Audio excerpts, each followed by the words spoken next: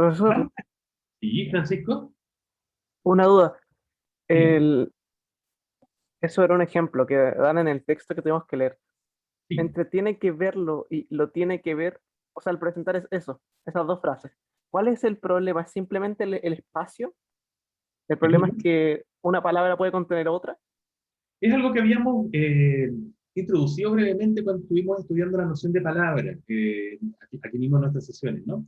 El punto es que si tú tienes una expresión como la misma que estabas nombrándonos recién, ¿no? Tengo que verlo.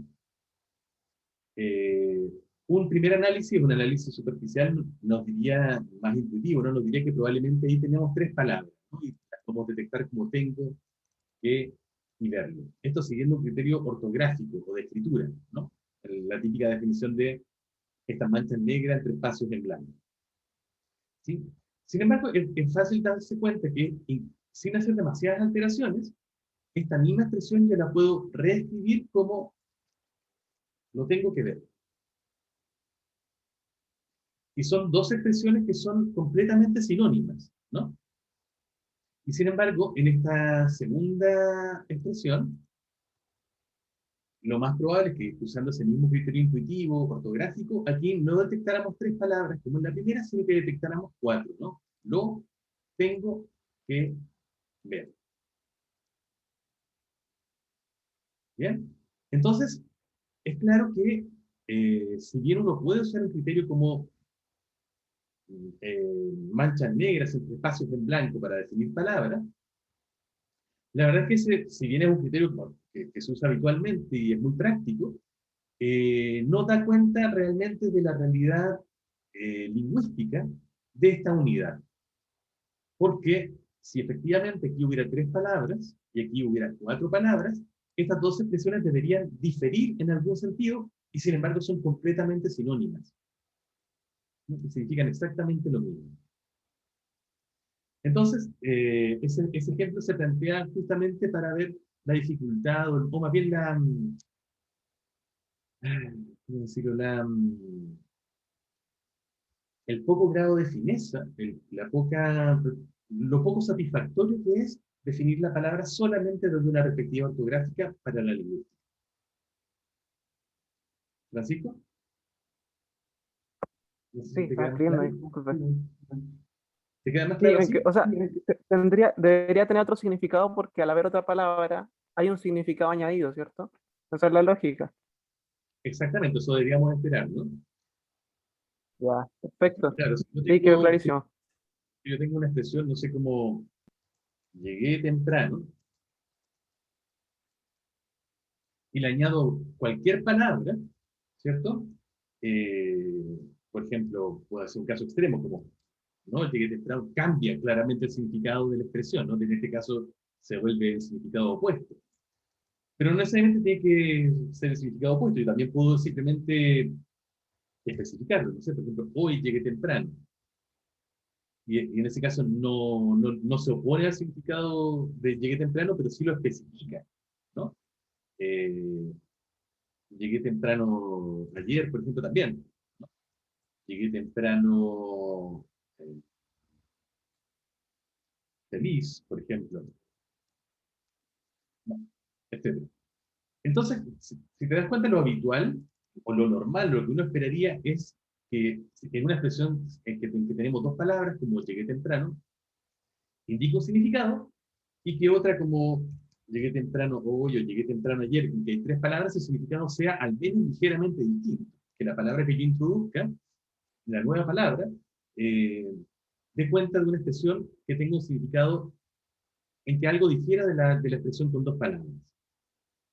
Y eso no pasa entre tengo que verlo, en que en principio uno detectaría una, dos, tres palabras, y lo tengo que ver en que aparentemente hay cuatro, ¿no? Los significados son completamente sinónimos, no hay ninguna diferencia entre ambos. Y por lo tanto, de nuevo, eso nos muestra la fragilidad de esa definición del concepto de palabras desde el punto de vista ortográfico, que se puede usar en términos muy prácticos, ¿no? Pero que como realidad lingüística no nos sirve mucho. ¿Mejor, Francisco? Gracias. Muy Sí, bien. sí. No, Genial. se murió. Excelente. ¿Alguna otra duda, chicos? Ahí está, pensé que se había muerto el micrófono, disculpe. Gracias, muchas gracias. No hay problema, Francisco. Muy bien. Esto de todas maneras nos mete ya en el ámbito del tema del que vamos a empezar a tratar ahora y que de hecho vamos a estar tratando hasta finales de semestre, que son, podríamos decir, conceptos esenciales de sintaxis. Con esto vamos a estar trabajando.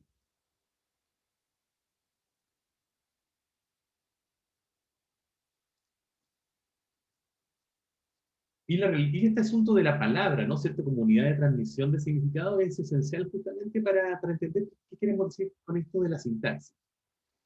Porque lo más habitual, y de hecho es algo que hemos discutido también en nuestras sesiones, es que uno siente que nos comunicamos mediante el uso de palabras. Y eso habitualmente es cierto, pero no siempre es tan cierto. Necesito para este experimento a un voluntario, por favor. Un voluntario. ¿Quién puede? Uy, no abierto el chat. Voy a abrirlo para ver qué me están diciendo. ¿Quién podría actuar como voluntario? ¿Alguien se ofrece? Yo, profe, yo. María Magdalena, súper. Sí. Bien, bien. Quiero que mires, supón que esta imagen que te voy a mostrar, tus compañeros no la pueden ver, ¿ok? Y tú tienes como Ok. misión describir lo que aparece en la imagen a tus compañeros. ¿Bien? Ok, ahí está la imagen. Hay, Cuéntanos qué hay en esta imagen, María Magdalena. eh, hay un dibujo de una esfera con líneas blancas y líneas celestes. Y hay 4 letras mayúsculas. Ya, Puedo decir las letras, ¿cierto? por favor. La A, la T, esa, esa que es una I que parece un 8. Y otra T. At, Genial, María and, Magdalena. T. Justamente es a eso a lo que yo quería llegar. ¿Cómo describir este signo, no? Tú dijiste, es ahí que parece un 8, ¿cierto? ¿De qué otra forma lo podemos llamar? And. Ay, ¿Sí? no sé si es así. El and, algunos lo llaman exacto, ¿cierto? Aunque no sería muy preciso. ¿Alguien se le ocurre alguna otra forma? La I de casa ideas, dice Antonia. Muy buena. ¿Cierto? ¿Alguno más conoce la forma alguna forma de denominarlo? Ampersand. Ampersand, no, es ampersand según nos dice Elisa, claro. Ampersand, el nombre gringo, digamos, de este signo, ¿no? Que nosotros no usamos tanto y ellos sí usan más y por eso le tienen un nombre. Pues justamente a esto me quiero referir. Cuando María Magdalena estaba deletreando esta sigla, dijo muy claramente AT, pero cuando llegó acá, se dio cuenta de que no tenía una palabra, ¿cierto?, en su mente para poder describir a esta unidad. ¿Qué hiciste entonces, María Magdalena? Nos dijiste, se trata de una I que parece un 8, o como nos dice Antonia, la I de casa ideas. Es decir, para transmitir un significado, por ejemplo, en este caso, un significado visual a otras personas, podemos en algunos casos usar palabras, que es que efectivamente esa palabra la tenemos nosotros en nuestra mente, en nuestro léxico mental, y por supuesto, si esa palabra existe en nuestra lengua, pero si esa palabra no existe en nuestra lengua, es decir, no hay una palabra para describir esa realidad en particular, lo que yo hago es combinar palabras, combinar estos signos lingüísticos para formar signos lingüísticos más complejos. Uso frases, oraciones, cláusulas para dar cuenta de esta realidad a la que no puedo acceder simplemente con el uso de una palabra. Por ejemplo, en este caso, o bien porque la palabra no existe en castellano, lo que es discutible. Creo que alguien sabe si esta palabra existe en castellano, la palabra para describir este carácter, porque ampersand, que nos proporciona Elisa, es el nombre que se le da en inglés. ¿Alguien conoce un nombre en castellano para ella? Parece que no, ¿cierto? por lo A del ver, latín. a ver, O sea, es cuéntanos. que yo sé que ese símbolo viene del latín, que es como una transformación del et, que es el i. Sí, Entonces, puede ser tal vez ahí, porque igual como que viene del latín, que es nuestra como lengua madre. de esta forma, como muy bien dice Florencia, es la conjunción latina que equivale a nuestra i, que era et, ¿cierto? Y que se escribe, y que se solía escribir así. Y si se fijan ustedes, la voy a poner un poquito más grande para que se vea mejor. Si uno escribe la E mayúscula y la T minúscula, se nota un poquito el parecido con la forma, ¿cierto? Y escrita en manuscrito es mucho más parecida. Y en efecto de ahí viene. Bueno, pero en efecto no es al menos no es una palabra de uso muy popular, ¿no? Lo que les quiero mostrar con este experimento, y les agradezco a todos los que participaron, es que eh, yo puedo referirme al mundo, puedo hablar del mundo usando palabras, si es que esas palabras existen, y que si esas palabras son satisfactorias para hablar de un concepto. Pero puede ser también que me enfrente a una realidad para la que yo no tenga una palabra. Y en ese caso yo no me quedo paralizado. Yo puedo dar cuenta de realidades nuevas, de hecho, usando combinaciones de palabras. Y eso es la sintaxis. La sintaxis es eh, esta estructura mental que poseen los seres humanos que permite combinar palabras, que permite combinar términos para formar estructuras, perdón, que dan cuenta de ideas más complejas, que transmitan ideas más complejas. Otro ejemplo, puede ser, también puede darse el caso que una palabra exista previamente, pero yo quiera darle un nuevo significado, pueda querer yo darle como una nueva, querer cambiar lo que tú tienes en tu mente, el significado que tú tienes asociado en tu mente para esa palabra. Por ejemplo, esto es lo que pasa, y esto es un homenaje al 4 de mayo, ¿no? El Día de la Guerra de las Galaxias, con el concepto de la fuerza. Fíjense en este ejemplo. La fuerza. La fuerza es lo que le da al Yeti su poder. Es un campo de energía creado por las cosas que crean, su penetra, la tiene y la galaxia. ¿Ven? Ahí está Obi-Wan Kenobi, ¿cierto? Dando el discurso de qué es la fuerza, ¿no? Y probablemente Luke, acá que está con esa cara de avispado, ¿no? Tenía un concepto muy difuso sobre qué era esto de la fuerza, porque se pregunta por qué es esto de que me estás hablando. Y Obi-Wan Kenobi, para explicarle de qué se trata, lo que hace es combinar palabras. Dice, se trata de un campo de energía, es lo que le da al Jedi su poder, conecta todas las cosas vivientes, mantiene unida la galaxia.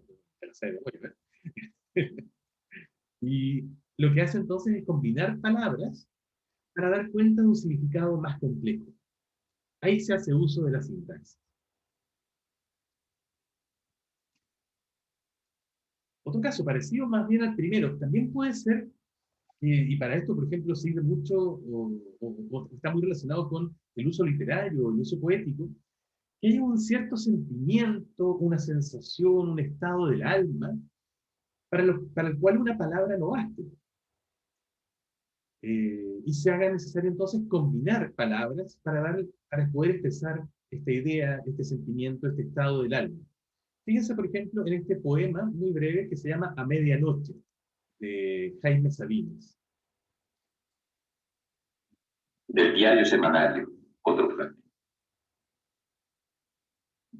A medianoche, a punto de terminar agosto, pienso con tristeza en las hojas que caen de los calendarios incesantemente. Me siento el árbol de los calendarios.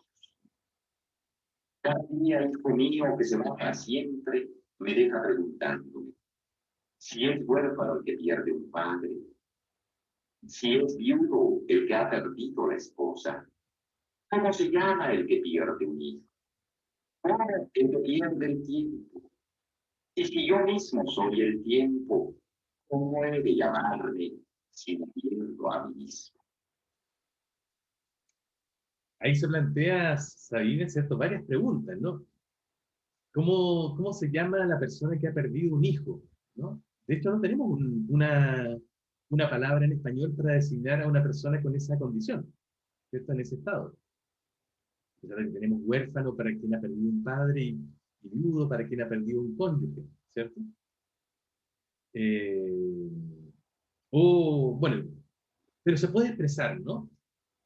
Es una idea que se puede concebir y se puede expresar, ¿cierto? Una persona que ha perdido un hijo, a pesar de que no tengamos una palabra para ello.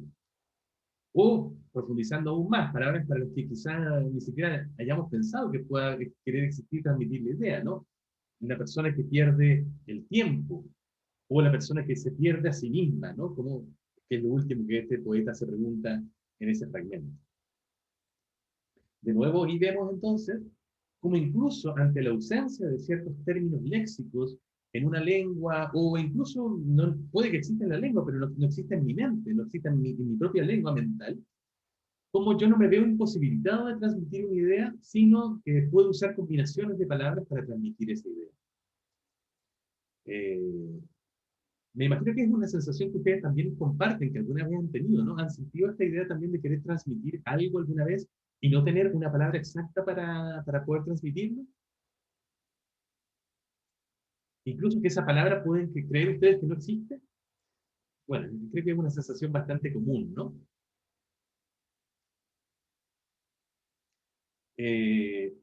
Bueno, todos estos ejemplos son para mostrarles que si bien la lengua cuenta con palabras, ¿cierto? Y sabemos que las palabras, el conjunto de este léxico mental es esencial en las lenguas, no nos comunicamos solamente con palabras, sino que lo hacemos combinándolas de algunas maneras especiales. Y esas maneras, de las maneras en que se combinan las palabras, de las que se pueden combinar y en las que no se pueden combinar, y también cómo se combinan para dar diferentes tipos de significado, es lo que trata la sintaxis. La sintaxis trata entonces sobre las combinaciones de palabras, las estructuras que esas combinaciones forman, y cuáles combinaciones son posibles, y cuáles son imposibles, y cuáles de ellas que son posibles transmiten distintos significados. Otro ejemplo, a propósito de cómo es claro, otro ejemplo de cómo podemos ver claramente que no nos comunicamos solamente usando palabras, sino que la combinación entre ellas es esencial. Escuchen el siguiente fragmento de un programa radial que les va a sonar conocido porque es el mismo programa que son los mismos locutores que aparecieron en la prueba. Así que esta vez están comentando algo distinto. Escuchen con atención, por favor. Hablando de medicina a las 11 de la mañana, el controversial ministro Emilio Fontanique va a participar en el lanzamiento de una campaña de prevención del consumo de tabaco que se llama Llena tu vida de pulmones, elige no fumar. Pero ¿cómo te llenar la vida de pulmones? Si con todo no necesitas, con pulmones puede ser. Con pulmones, llena tu vida de pulmones. Pero tiene que gente... Llena tus pulmones de vida. Llena nomás, llena. Llena tus pulmones de vida. Elige no fumar. De verdad, se equivocó que escribió esto. Sí. Llena de vida tus pulmones, llena tu vida de pulmones. Llena tu vida de pulmones. Llena tu vida de pulmones. O serán pulmones. Mira, tiene más sentido. Ok. Como ven aquí, este locutor está leyendo una noticia, ¿cierto? Que va a empezar una campaña contra el consumo de tabaco. Y le llama mucho la atención que lo que lee en la noticia, en el texto que le pasan es llena tu vida de pulmones. Y le causa mucha extrañeza, ¿no? Y eso empieza, y con esto comienza este diálogo, bueno, un poco cómico, ¿no? En que se pregunta cómo puede ser esto de llenar tu vida de pulmones si a alguna persona le basta con dos, ¿no? Y luego, ¿no? Hacia el final del diálogo se da cuenta que puede querer decir en realidad llena tus pulmones de vida o llena de vida tus pulmones. ¿Cierto? Estas dos combinaciones, claro, tienen algún sentido, por supuesto, llena tus pulmones de vida, llena de vida tus pulmones, nos hacen cierto sentido, o mucho más sentido al menos, que llena tu vida de pulmones, ¿no? Que si bien no es imposible desde el punto de vista lingüístico, nos da mucha extrañeza, ¿no? No entendemos muy bien qué es lo que quiere decir. Sin embargo, y esto es lo que quiero hacerles notar, tanto, bueno, voy a elegir una sola de estas, Esta, que no tiene sentido, o a la que es graciosa o es difícil encontrarle sentido, y esta, que es probablemente el nombre de la campaña y la forma de construirla más habitual, más normal, tienen exactamente las mismas palabras. Llena tu vida de y pulmones, ¿cierto? Las dos expresiones tienen 5 palabras y son exactamente las mismas 5 palabras.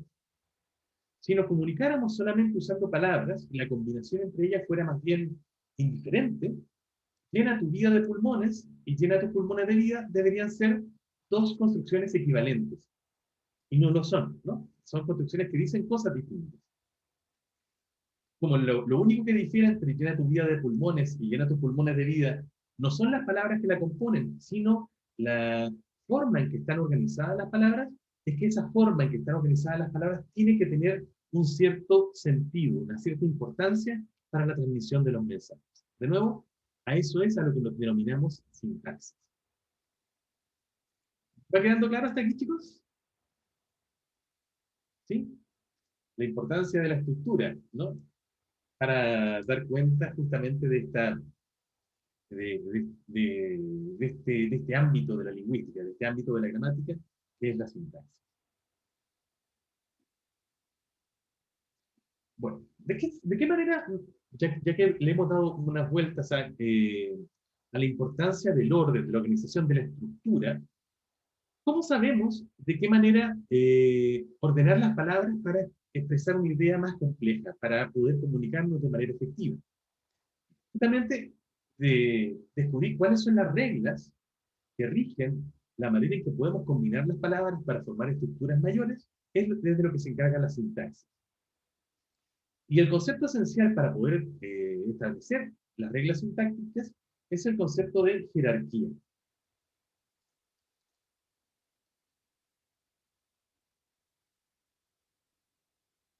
La jerarquía nos quiere decir que esencialmente, cuando tenemos algunas palabras que se combinan unas con otras, no todas están al mismo nivel. Si bien en un texto aparecen todas en el mismo nivel lineal, por ejemplo, y en el habla las escucho todas de manera también una después de otra, no todas las palabras tienen la misma importancia en una estructura sintáctica. Respondiendo también a lo que me pide Sofía en el chat, no todas las palabras tienen la misma jerarquía. Hay algunas que son más importantes que otras, hay algunas que se combinan de manera más cercanas unas con otras. Y eso es lo que va a establecer la jerarquía y es lo que nos va a dar la clave para descubrir cómo se agrupan esencialmente las palabras en las expresiones mayores del español. Partamos para ver bien esto de la jerarquía, de la relación más interna, más estrecha entre algunas palabras y otras que son relaciones más distantes. Partamos con un ejemplo de lo que podemos llamar ejemplos de ambigüedad.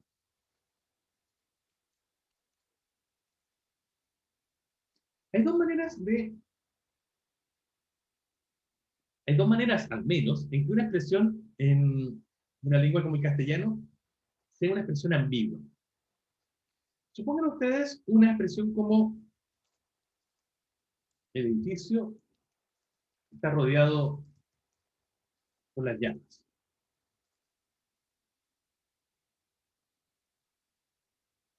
Esa es una expresión ambigua en castellano, ¿no? Tiene dos significados posibles.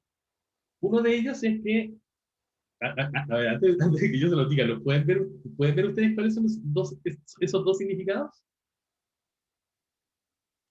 O al menos uno, y después vamos sacando el otro. Que, ah, ¿Diferencia? y que uno que podría ser como que está rodeado por los animales a los que llamamos llamas y otros como los que sea por fuego. Exacto, ¿cierto? El más común sería que ese edificio está incendiándose, ¿cierto? O al menos está a punto de incendiarse ya que estas llamas de fuego se van acercando. O bien, en el otro significado, un significado un poco más divertido quizás, es que estos animales, las parecidos al guanaco, a la vicuña, ¿cierto? Sean los que están rodeando el edificio, bueno, quizás con qué extraño fin, ¿no? En este caso, la ambigüedad de esta expresión, el edificio está rodeado por las llamas, ¿de qué depende?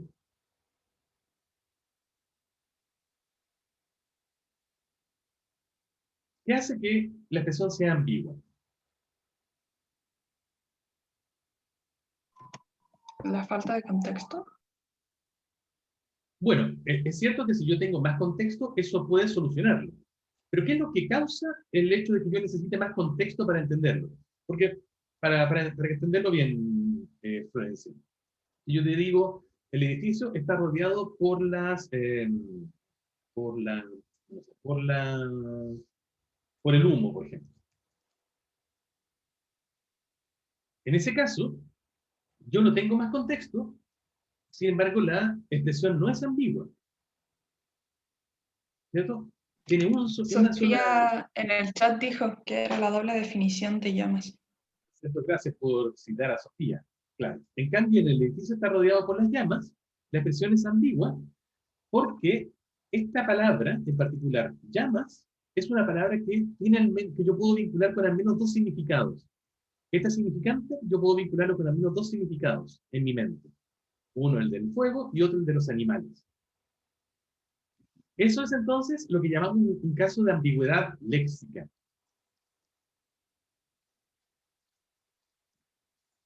En que la ambigüedad de una expresión se basa justamente en la ambigüedad de una palabra. Y es el caso probablemente más común. Fíjense en este otro ejemplo, bueno, bastante parecido, ¿no? El secreto del amor es mantener viva la llama. Alude a un ejemplo muy similar al del que estábamos hablando recién, ¿no? ¿Se les ocurre algún otro caso de esto que llamamos ambigüedad léxica? Es decir, una expresión que resulte confusa, que tenga más de un significado, porque una palabra de las que aparecen ahí tenga más de un sentido, se puede interpretar de más de una manera. Estoy frente a la playa, llego a la playa, hay un amigo y grito hola, pero lo grito desesperado. ¿Verdad? Eso está muy bueno, ¿cierto? Esta va a ser más difícil expresarla por escrito, ¿no? Porque ahí también hay una diferencia ortográfica, pero lo podemos hacer, ¿cierto? Si gritas, hola. Y, oye, justo yo tenía un ejemplo de esta, a ver a ver si lo encuentro. No, no lo voy a encontrar. Pero hay un... No, no, no era eso. A ver si lo encuentro en el Google Imágenes. No, después se lo voy a buscar. Hay una historieta de Mafalda que justamente juega con esa ambigüedad. Está Mafalda con Guille, uno de sus amigos en la playa, y Mafalda está jugando a bola, está haciendo como toreando las bolas, y una bola se la traga, y después llega Guille y le dice hola, y ya lo dice que estúpido. se las voy a buscar para ponérselas en Canvas. Ahí tendríamos, como dice muy bien Francisco, otro ejemplo en que una expresión resulta ambigua porque la misma palabra hola tiene dos significados, independientemente de que ortográficamente, ¿cierto?, uno se escriba con H y el otro sin. Aquí estamos hablando de lo oral, ¿no?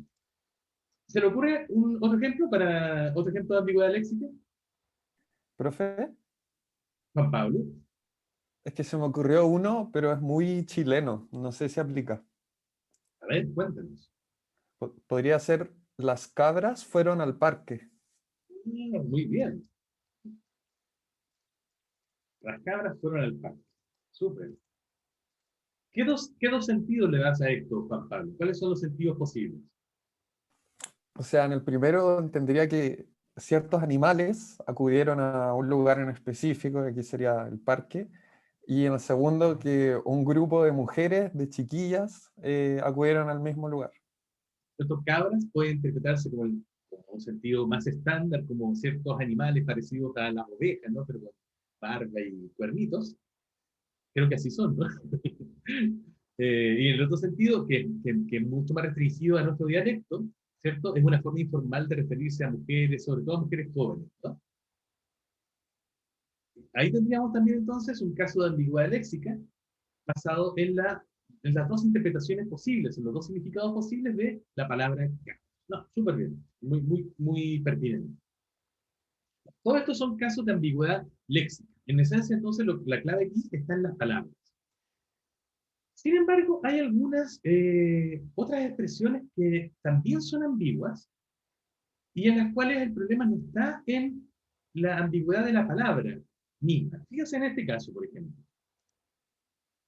un chiste que encontré una vez en España. Alguien está leyendo el diario y se lo comenta un hombre, se lo comenta a una mujer.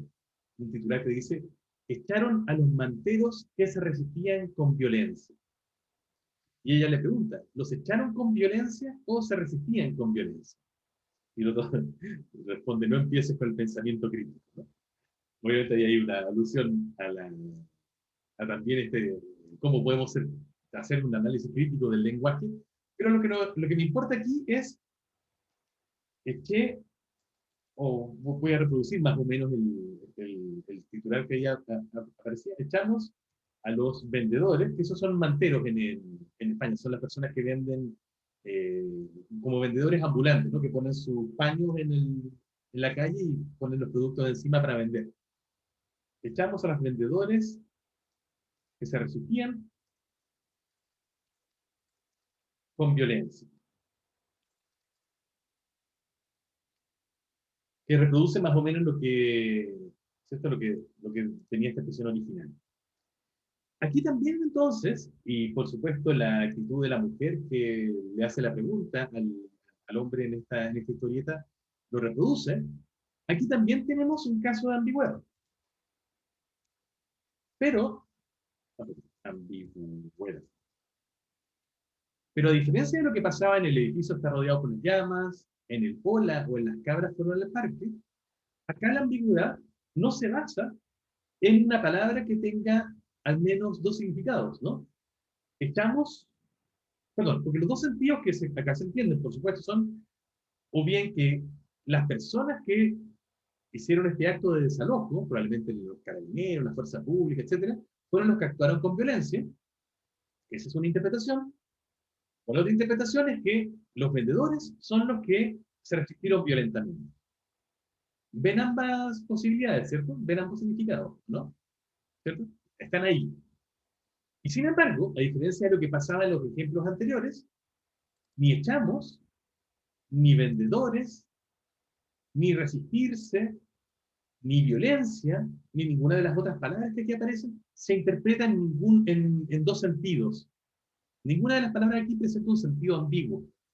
Sin embargo, la estructura igualmente es ambigua. La expresión igualmente es ambigua. ¿Dónde está la ambigüedad acá? ¿En qué se basa?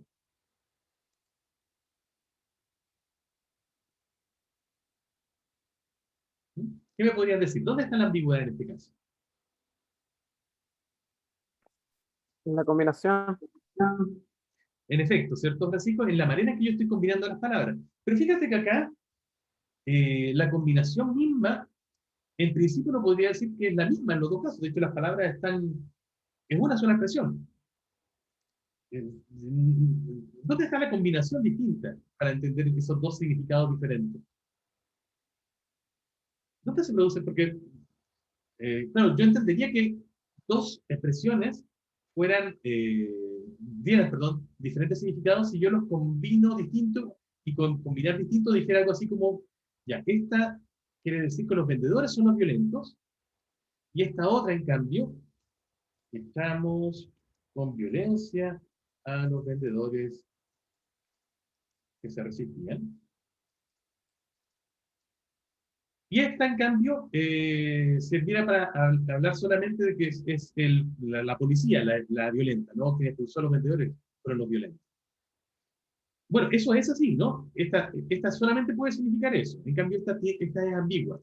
Pero lo curioso y lo que quiero resaltar acá es que a pesar de que aquí, en la superficie, podríamos decir, hay una sola combinación de palabras, igualmente hay dos interpretaciones. ¿Dónde está la diferencia de combinación? ¿Dónde se da eso?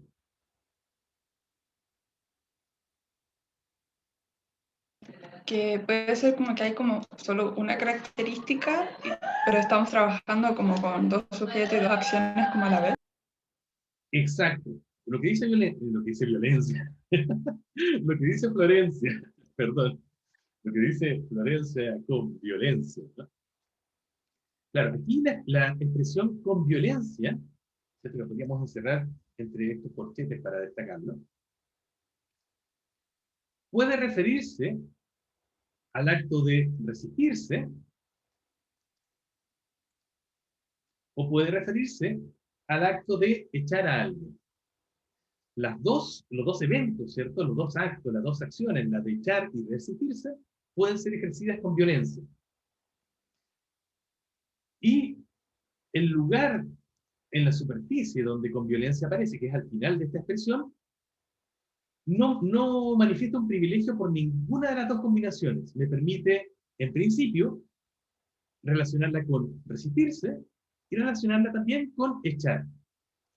Y esas dos combinaciones se presentan en la mente de los lectores o de los oyentes de esta expresión.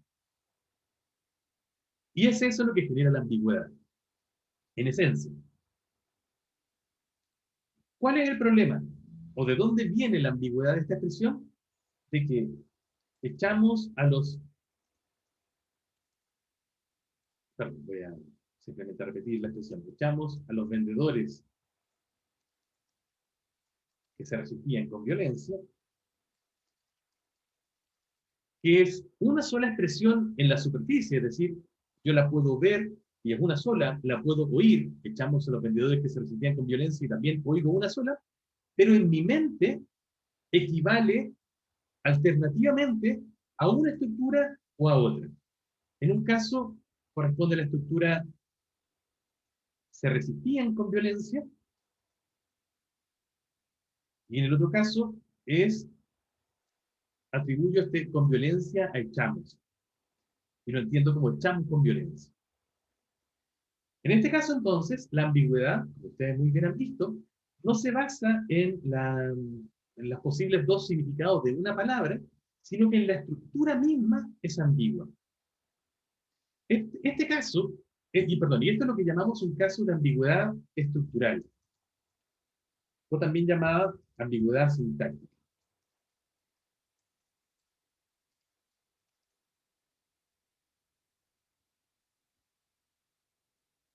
Profe, ¿Ya? tengo una pregunta.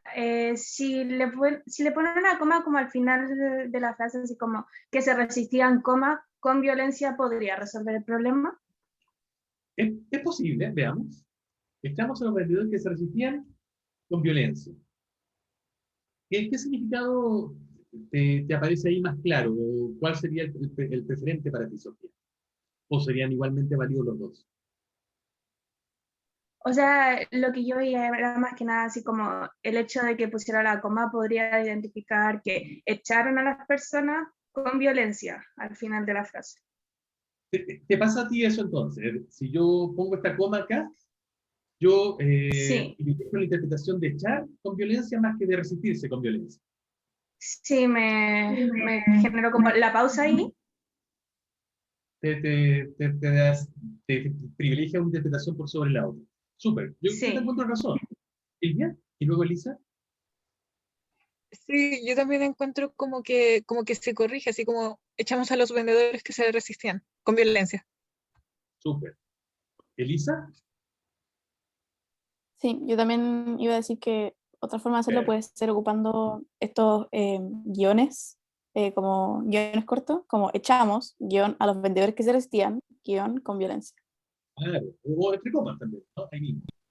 Entre comas también. O también poner una coma, si es que se cambiara el sentido como a que los vendedores se resistían con violencia, echamos a los vendedores, coma, que se resistían con violencia. Claro. Al final, como separar la oración para que se note qué elemento pertenece a cada. Tienes toda la razón. Por el chat, Francisco nos proporciona incluso un caso de reordenamiento, ¿no? De la estructura, ¿no? Voy a tratar de copiarla.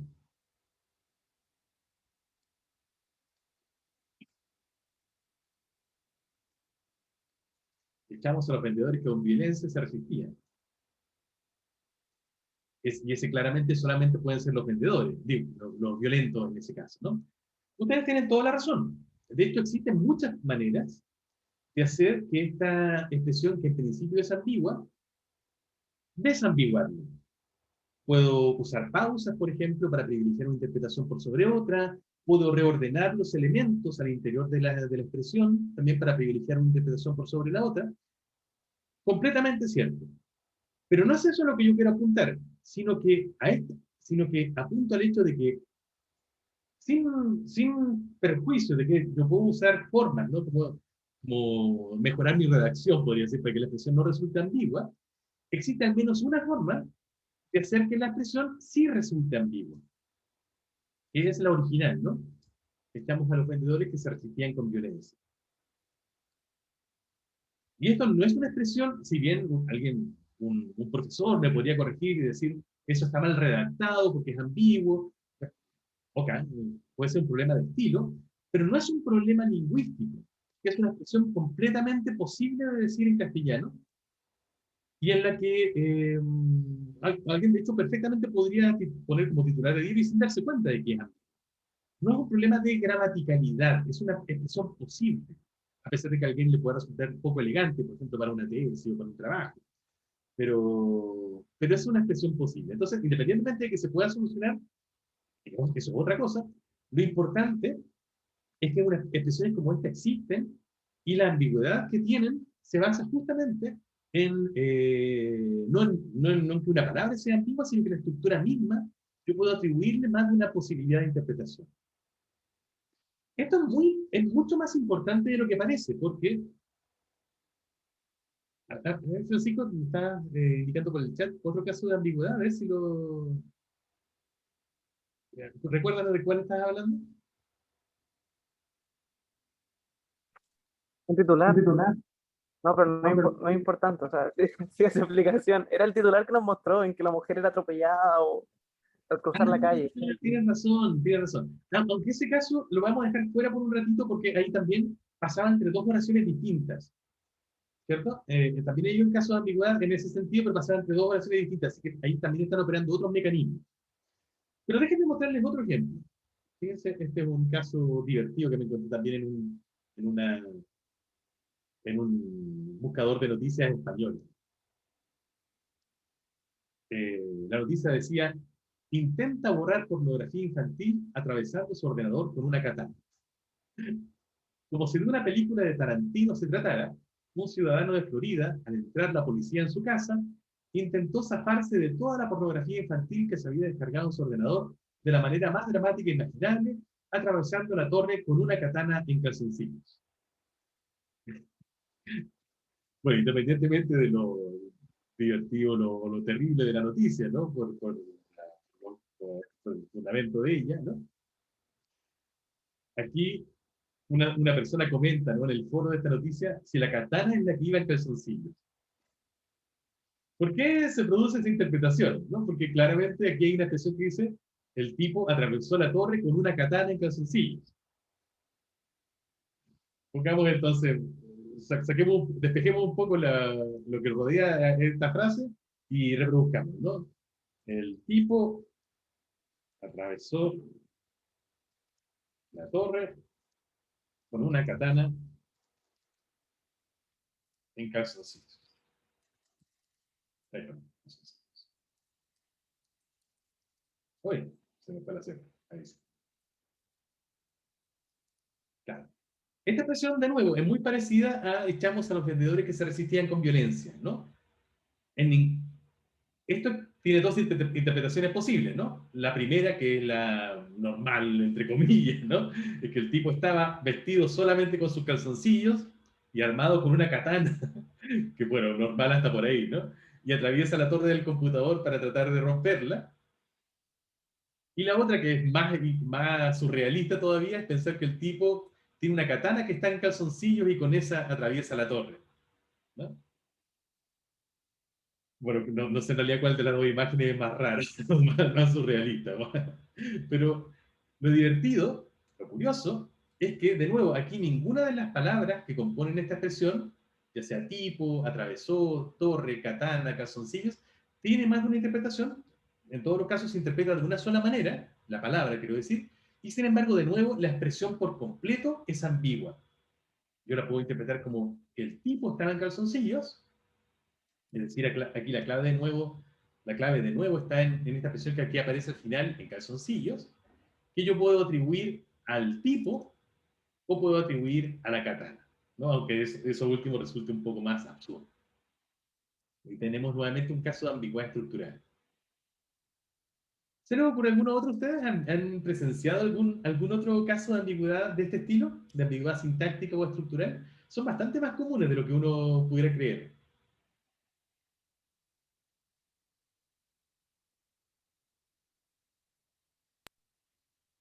¿No? Podría ser el caso como de la como Oxford coma, no sé si se dice así también en español, que es la coma que va antes del i, que es por Ya. ejemplo como fui a almorzar con mis padres, Barack Obama y no sé, Alexis Sánchez. Ya. Pero si no le pones una coma en la i, suena como que tus padres son Obama y Alexis Sánchez. Ah, qué interesante. Qué buena. Fui a almorzar con mis padres y fui a la cena, Barack Obama y Alexis Sánchez. Pagaría por estar en esa cena para ver de qué conversaron.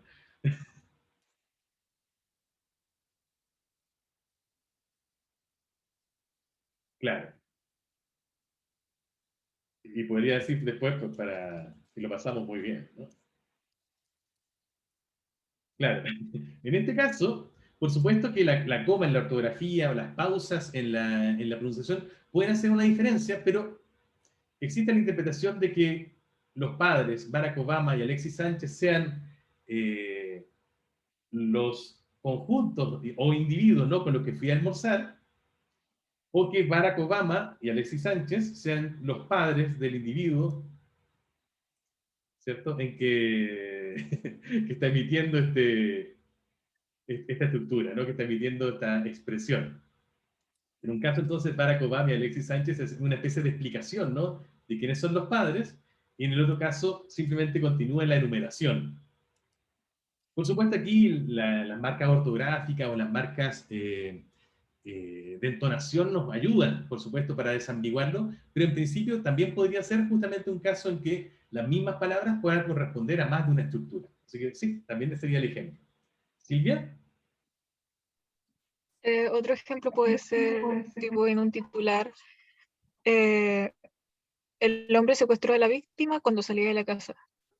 Es ¿Cómo como, ¿quién es? salía el hombre secuestró a la víctima cuando salía de la casa. ¡Qué buena! Secuestró a la víctima cuando salía de la casa. Claro, súper buen ejemplo. Silvia, ¿por qué lo propones como caso de ambigüedad estructural? Porque ahí uno no sabe quién salía de la casa, si el hombre o la víctima. Exacto, ¿cierto? Porque aquí No la queda del todo expresión, claro. exacto, esto que ponemos aquí, esta circunstancia, ¿no? Cuando salía de la casa, puede referirse tanto al hombre como a la víctima, ¿no? Ahí también tendríamos un caso muy parecido de ambigüedad estructural. Súper, súper buen ejemplo. Eh, por último, un último ejemplo, solamente para citarle. Bueno, este es un caso en realidad más bien que se combinan tanto la ambigüedad sintáctica como la ambigüedad léxica, así que por eso es un ejemplo choro. Además se lo voy a mostrar porque es un ejemplo que me encontré en el casino del campus, que ustedes lamentablemente hasta el momento no han podido conocer, pero se lo voy a mostrar entonces como un ejercicio de nostalgia o de anticipación a nuestro futuro próximo, espero. Bueno, en el casino que existe, que está sobre la biblioteca, sobre la sala de estudio, perdón, de nuestro campo, de nuestro mini campus de humanidades, una vez las dueñas pusieron este cartel: máquina con falla, favor solicite su bebida o jugo en caja.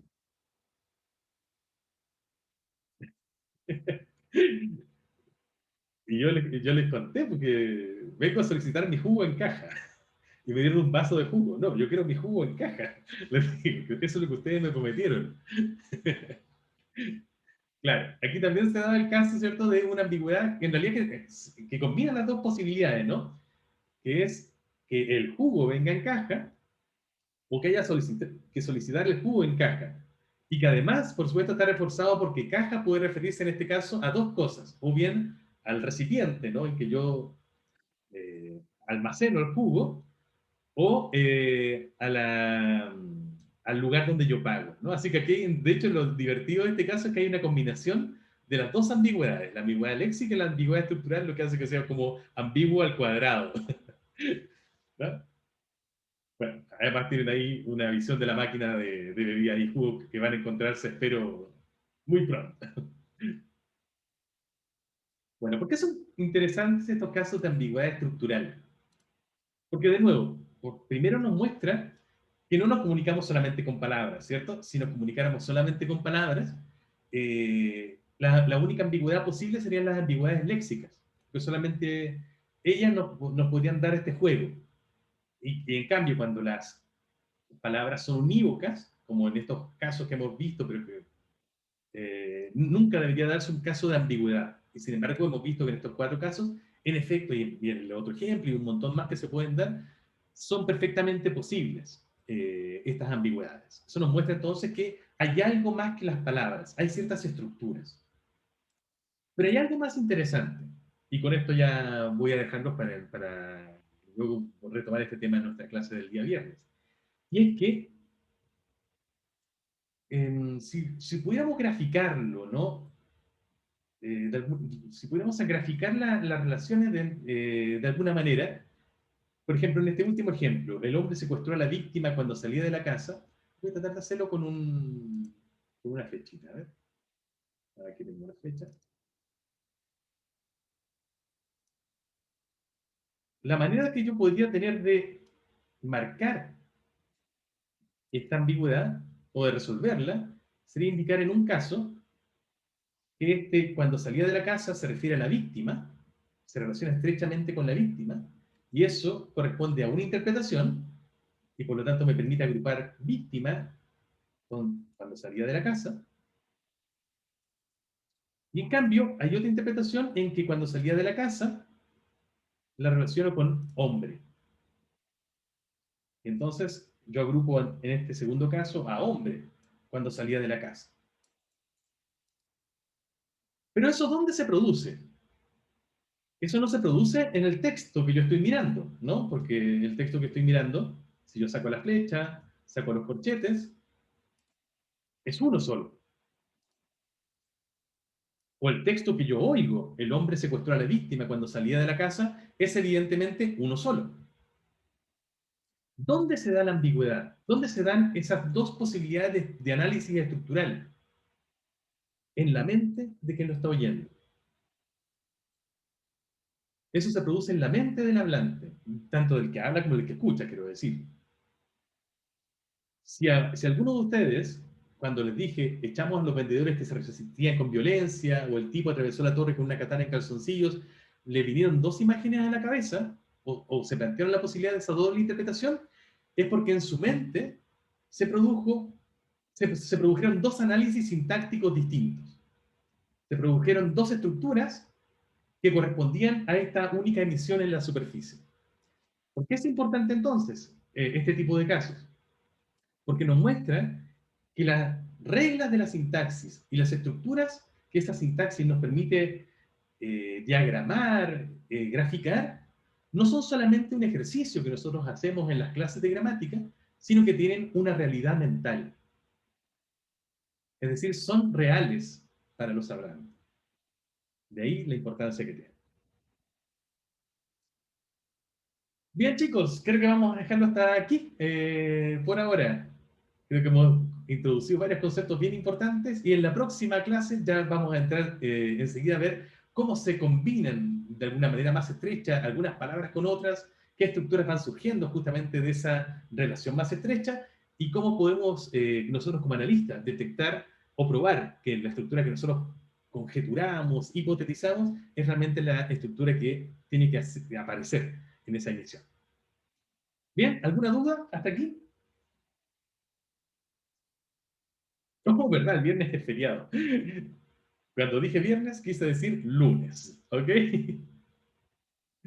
Entonces, hasta el lunes. Que tengan un excelente fin de semana largo, ¿no? Un abrazo muy fuerte a todos. Cuídense mucho.